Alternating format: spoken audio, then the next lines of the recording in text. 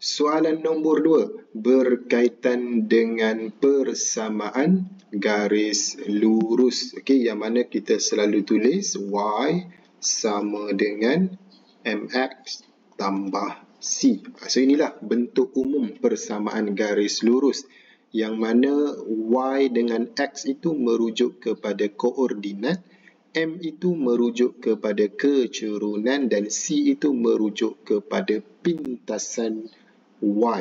Okay, so kita kena jelas semua yang ada dalam persamaan garis lurus y, mx dengan c ni. Okay, so kalau kita tengok pada gambar rajah itu diberi dua garis lurus yang berserenjang ataupun kita panggil sebagai perpendicular. Okay, berserenjang antara satu sama lain. Okay, macam mana kita nak tahu dia berserenjang? Okay, so kalau anda tengok dia ada simbol petak kecil tu. So petak itu bukan sekadar petak, so ada maksud yang dia nak cuba sampaikan. Okay, so dia nak memberitahu bahawa dua garis itu berserenjang. Okay, berserenjang tu maksud dia apa? Maksudnya dua garis ini sudut dia 90 darjah.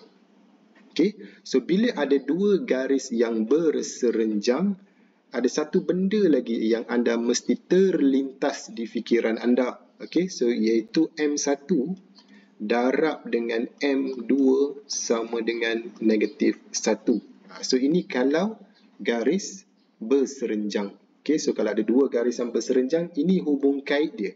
Okay, M itu adalah kecerunan. Kecerunan garis yang pertama darab dengan kecerunan garis yang kedua, kita akan dapat negatif 1. Okey, soalan dia minta untuk kita cari nilai Q. Okey, so Q ni kat mana? Okey, so kalau kita tengok pada persamaan, Q ni ada kat sini. Okey, yang mana Q ini dia berada bersebelahan dengan X. Okey, kalau kita tengok bentuk umum ni, okey, MX ni, okey, benda yang berada dengan X ni, okey, benda yang berada dengan X ni adalah M, iaitu kecerunan. Jadi kecerunan bagi garis ini, okay, kecerunan bagi garis ini kita labelkan sebagai M1 lah. Nak bagi match dengan hubung kait dia ni. Okay, so M1, okay, kecerunan bagi garis yang itu adalah Q. So kita nak cari nilai yang tu. Okay, kita nak cari nilai yang itu. Okay, so kalau kita tengok pada garis tersebut, okay, kalau kita tengok pada garis tersebut, tak banyak maklumat yang kita ada. Okay, kita tahu dia bersentuh dengan kat sini saja, kosong-kosong dekat sini. Okay, so yang mana benda tu tak membantu sangatlah. Okay, jadi nak tak nak, dia mesti akan berkait dengan garis yang ini. Dia akan berkait dengan garis yang itu. Sebab apa? Sebab dia adalah perpendicular, berserenjang antara satu sama lain. Okay, so garis yang itu kita ada satu koordinat dekat hujung ni. Okay, dan juga diberi persamaan dia. Cumanya persamaan dia tu tak lengkap sikit. Dia ada huruf P kat sini. Okay, jadi tugas utama kita adalah kita nak cari nilai P dulu. Kita bukan terus boleh cari nilai Q. Dia mesti ada orang kata step by step dia lah. Okay, jadi untuk soalan ini, pengiraan pertama adalah kita nak dapatkan P dulu. Okay, so persamaan dia kita ada X per dengan 6 tambah dengan Y per dengan P sama dengan 1. Okey, bentuk umum persamaan garis lurus ini kita dah tahu Y sama dengan MX tambah 1 tambah C.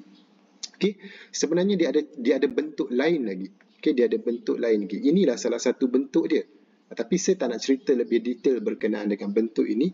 Kepada yang tahu guna bentuk ini, okey, so teruskan apa yang anda tahu, saya nak explain cara yang lain. Okey, saya nak explain cara yang lain. Okey, so kalau kita tengok pada huruf yang ada dalam persamaan ini, kita ada X, kita ada Y dan juga kita ada P. Ada 3 huruf dekat sini. Okey, jadi secara logiknya kalau kita nak cari P, okey, kita nak cari P sekarang, kita mesti tahu nilai X, kita mesti tahu nilai Y. Okey, nilai X dan juga nilai Y ini mesti ada nilai yang kita nak kena letak dekat situ. So kita nak ambil nilai mana?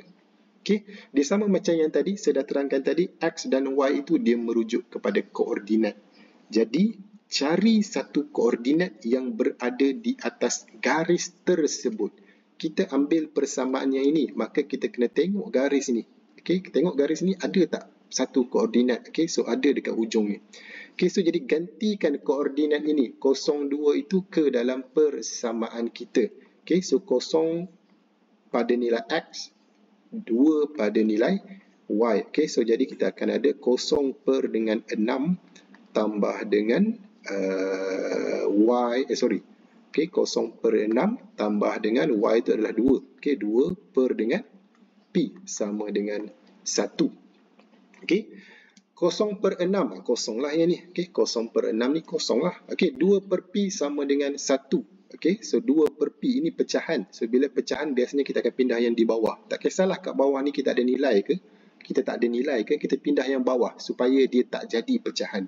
Okey, so bila kita pindah yang bawah, dia pergi sana, dia akan darab. Maka yang tinggal adalah 2 sama dengan P darab 1. So kita akan dapat 1P ataupun P lah. Terus kita dapat nilai P. Okey, so jadi P sama dengan 2. Okey, P sama dengan 2. Tapi kita bukan nak cari P. Kita kena sambung lagi pengiraan kita. Okey, so daripada sini kita sudah ada persamaan yang lengkap. Kita ada X per dengan 6 tambah dengan Y per dengan 2 sama dengan 1. Okey, kemudian kita nak keluarkan, kita nak cari dia punya kecerunan. Dia kalau dalam bentuk macam ni, kita tak jelas dia punya kecerunan dia. Okey, so nak tak nak kita kena tukar kepada bentuk ini. Y sama dengan MX tambah C. Kita nak cari M ni. Okey, kita nak cari M. So nak pindah macam mana? Okey, nak tukar macam mana? Alright, so kita nak Y sahaja ada kat depan. Okey, kita nak Y sahaja ada kat depan. Jadi yang selain daripada Y, kita kena pindah ke sebelah kanan. So nak pindah siapa dulu? Pindah yang ni dulu. Sebab per 2 tu dia ada kaitan dengan Y. Yang tu kita pindah kemudian.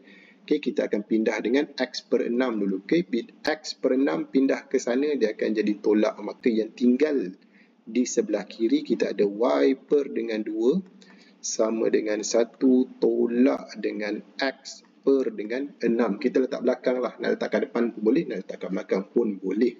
Okey, kita nak bagi tinggal Y saja. Okey, 2 pula. Kita pindah ke sebelah kanan. Okey, 2 tu sekarang dia bahagi. Y per tu bahagi. Okey, pindah sana dia akan jadi darab. Maka yang tinggal adalah Y saja. 2 dia akan darab dengan semua yang ada di sebelah kanan. Okey, 2 darab dengan 1, kita dapat 2. Kemudian tolak dengan 2 darab dengan X per 6. Maka kita akan dapat 2X per dengan 6. Okey, so selesai pindah. Memang Y sahaja ada dekat sebelah kiri ini. Kemudian kita nak cari nilai M. Kalau kita tengok dia punya bentuk dia tu macam tak tersusun sikit lah. Tak sama macam yang kita tulis kat atas ni. Tak apa. Sebab kita nak cari nilai M. Okey, yang mana nilai M ini dia berada bersebelahan dengan X. Okey, bersebelahan dengan X ni. So, apa sahaja yang berada bersama dengan X, maka dia adalah kepunyaan M. Okey, so kalau kat sini X ni berada kat sini. Okey, X ni berada dekat situ. So, apa sahaja semua yang berada bersama dengan X itu adalah milik M. Okey, so kalau ikutkan yang ada dengan X ni adalah yang ini. Okey, termasuk tolak sekali. Tolak tu adalah milik dia. Okey, tolak tu adalah milik selepas dia. Okey, maka dekat sini kita boleh katakan kecerunan garis ini. Okey, kecerunan sebab persamaan itu adalah persamaan garis dia. Okey, jadi kecerunan pun kecerunan milik dia lah. Okey, so let's say kita labelkan sebagai M2 lah. M2. Okey, sama dengan negatif 2 per 6. Akan ambil semua. Okey, negatif 2 per 6 tu kita boleh permudahkan. Maka dia akan jadi 1 per 3. Okey, jadi kecerunan garis yang kedua adalah negatif 1 per 3. Kita nak cari kecerunan garis yang ke atas tu, iaitu Q. Q tu adalah kecerunan dia. Saya dah terangkan dah tadi. Kita ada M yang kedua, yang mana hubung kait antara dua garis ini adalah M1 darab dengan M2 sama dengan negatif 1. Okey, maka kita boleh tulis dekat sini. So, M1Q. Okey, tak apa, kita letak Q. Okey, M2 adalah negatif 1 per 3. Okey, so 2 ni kalau kita darab, dia dapat negatif 1. Nak letak Q kat depan boleh, nak letak Q kat belakang pun boleh, tak jadi masalah. Alright, kemudian kita nak cari Q, maka kita pindahlah negatif 1 per 3 itu. Okey, pindah sana, dia jadi bahagi. So, dia akan jadi negatif 1 per dengan negatif 1 per 3. Okey, so nampak macam complicated. Tak apa, tekan calculator sahaja.